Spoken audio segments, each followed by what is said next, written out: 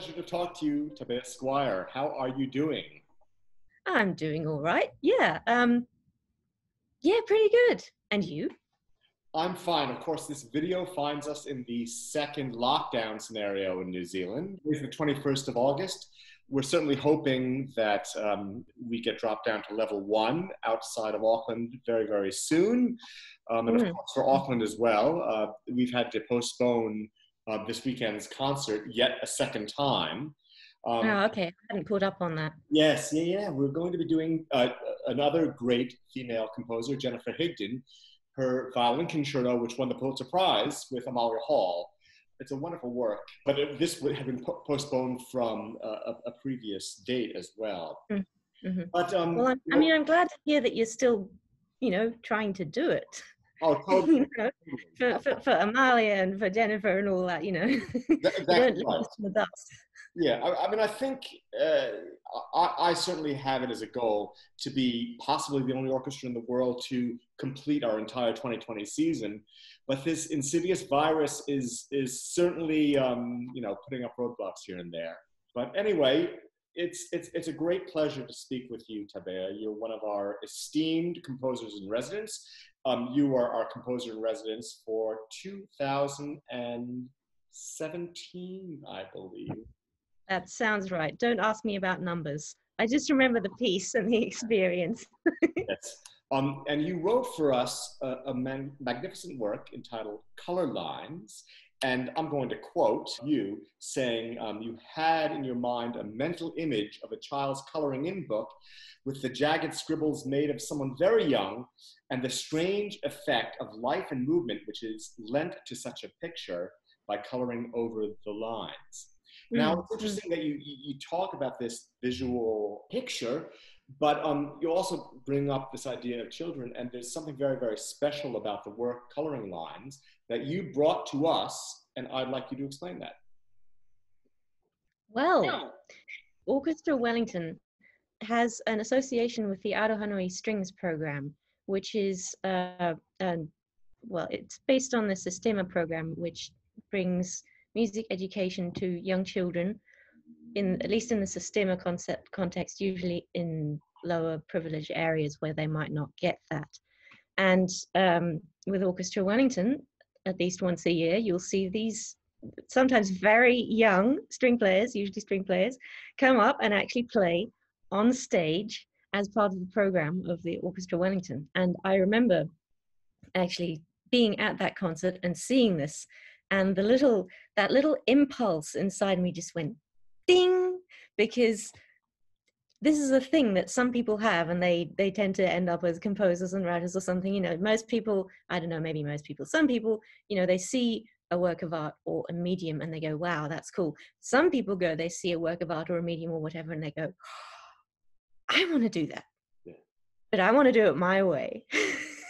And that's basically my response that gets me writing music and words and whatever else, is that I come across these media and I think, I want to do that too. And because the young players speak to me very strongly, I had some amazing early experiences as a young musician, partly due to just wonderful opportunities, partly admittedly because I've sort of got the foot in with the musical world, what with being from a musical family, but even just standard, kids getting to sing stuff like Art Splash stuff, which I guess that is also a reasonably unique opportunity. And just the sheer thrill of experiencing that kind of size of sound production and music making at that age, it's never left me. And one of the other things that I really like doing as a composer is having a brief, or I suppose you could say restriction, but I want a better word for it. And then just sort of seeing what I can do with it. I had this habit at university if I was given an assignment, I would sort of look at the assignment brief, sort of turn it upside down and inside out, and then go, okay, I'm going to do that. And it's not the only time I've done it. Like a few years ago, the New Zealand String Quartet was involved with the Forbidden City Chamber Orchestra in Beijing, which is an orchestra of traditional Chinese instruments. And to cut a long story short, Jack Body had an idea, the NZSQ liked the people, and a bunch of composers ended up writing for them. I was the baby of the project, and I sort of went, okay, so instruments I've never met before and don't know much about. A string quartet, which is a medium I want to get right, and a large program with presumably very large pieces. And I went, I know what to do. So I wrote 4 duets.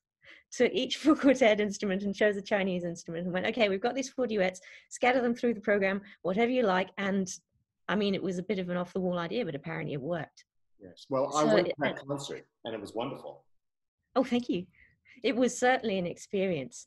And I bring that up in that I feel like this is starting to become one of my strengths, really, that I can be reasonably comfortable in slightly unusual situations. Maybe not as unusual as I like to think.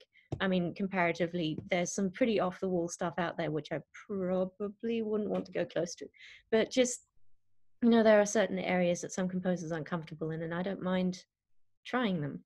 Yeah. And some people wouldn't necessarily be comfortable writing for young string players, but as far as what's out there for some composers, I think having been a young string player, that's probably wasn't that scary for me. So I've got that background there too.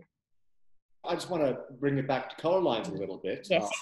Because this work that you wrote is very unusual in that you're pairing a professional orchestra with very young amateur string players, some that are accomplished, but some that are rather less so. And what is, I want you to talk about that, but I think it's important to acknowledge that you and your work and your insight has set the template for a whole series of works now that Orchestra Wellington, alongside Sounds, is commissioning and performing with your Ohanui strings. So I want to thank you on behalf of both organizations, and I hope also the public, because, I mean, who doesn't like to see these adorable little kids playing in front of Orchestra Wellington? It was your insight, your stroke of genius, really. So speak to me a little bit about this. Well, first of all, I have to say that is the thing I'm proudest of. Like, the piece is a piece. The thing happened. The fact that it then was taken up and was moved along into an ongoing project, that I was able to somehow be the impulse for that, is just, that's the most wonderful thing. So I think thanks are also due in turn, in that first of all, you know, you thought, okay, we'll go with this, and okay, we'll keep it going, because you know, this sort of interplay is just what artists really live for, and for what art lives for as well.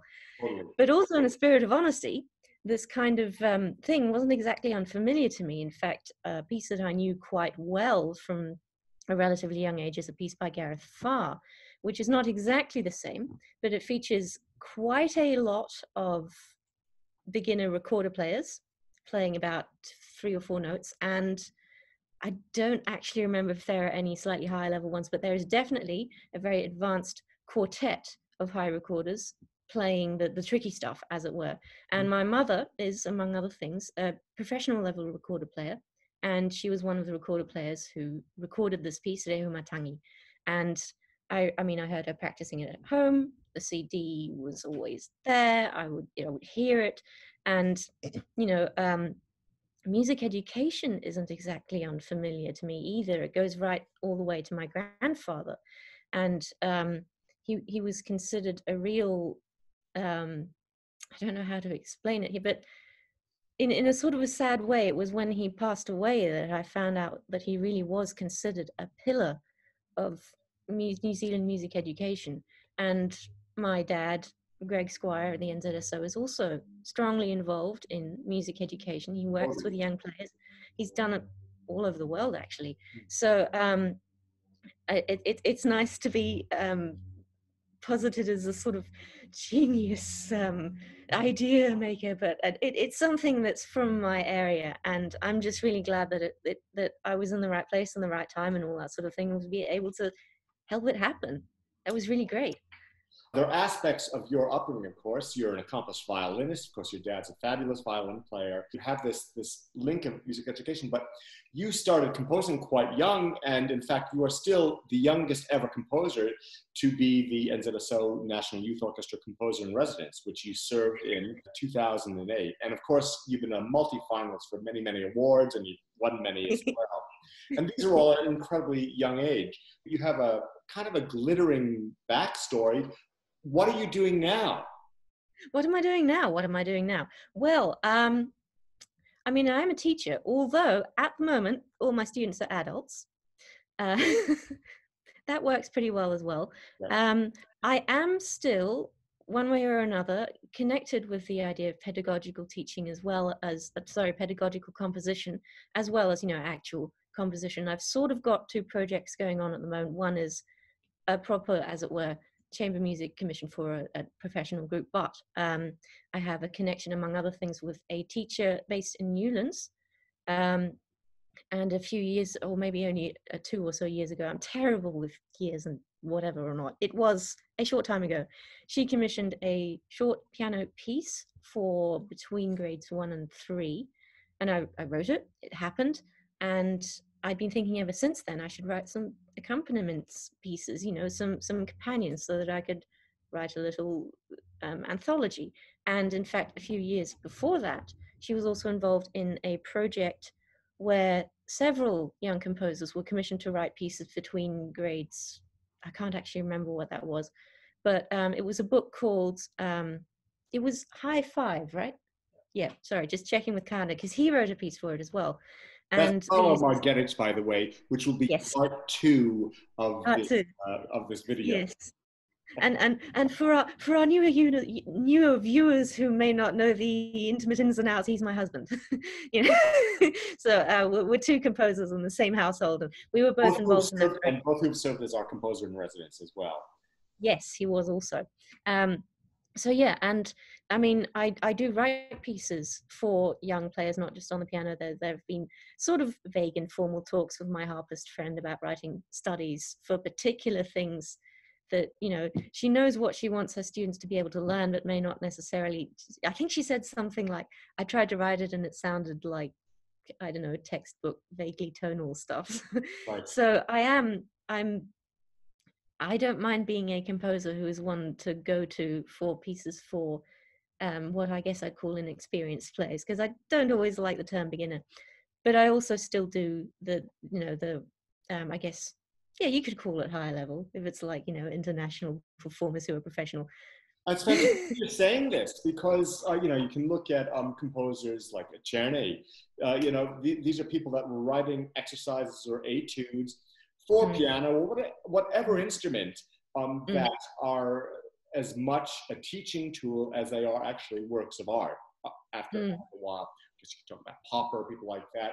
Liszt, transcendental etudes. I mean, of course, that's at a different level. I don't think if you're touching those, you're actually not learning the piano anymore. But exactly. But there is this sense of this sort of proud tradition of works of music that are there to teach something. And of course, Hindemith, a huge exponent of that as well. So I think what you're talking about, you're in a very proud tradition of excellent composers that are actually trying to create works that have meaning in terms of learning something, but also have meaning in terms of musical substance. Well, that's musical substance is what lies close to my heart, because it's easy to get worried about being pigeonholed, and often the idea with pedagogical or similar stuff is that it'll be kind of like, dumbed down even. But there is incredible art out there that is aimed at the younger or the developing musician, and that was also very much an aim of mine with Color Lines, was that I did not want to get too close to the trap of writing music that people think that children would like. And so along that process of figuring out what I was actually going to do, it was actually a very natural process to go into things that people might think would be very unintuitive to write for children, like the fact that I had large swathes of the piece being senza misura, or without a beat, where you would have a gesture and then another gesture. And if I'd been going along the lines of thinking, now we're going to make a nice little piece for the children to like, then it probably wouldn't have ended up that way. But I have a very high opinion of children's abilities to understand art. I really don't like it when people talk down to children, probably because I was very much like that. I was allergic to being talked down to as a kid.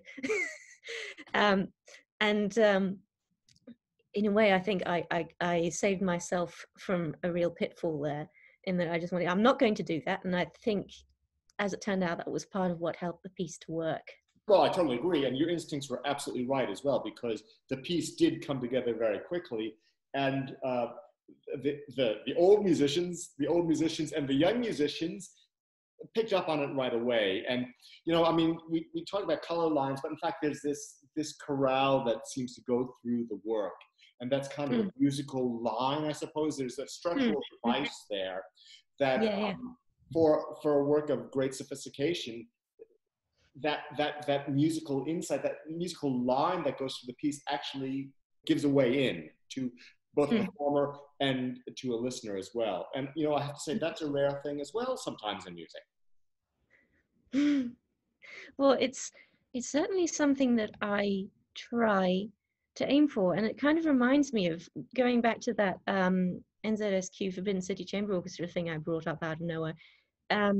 There was something that Jack Boddy said to me when he called me up and was like, "So do you want to be part of this project?" I'm like, "Well, obviously, but you know, why me?"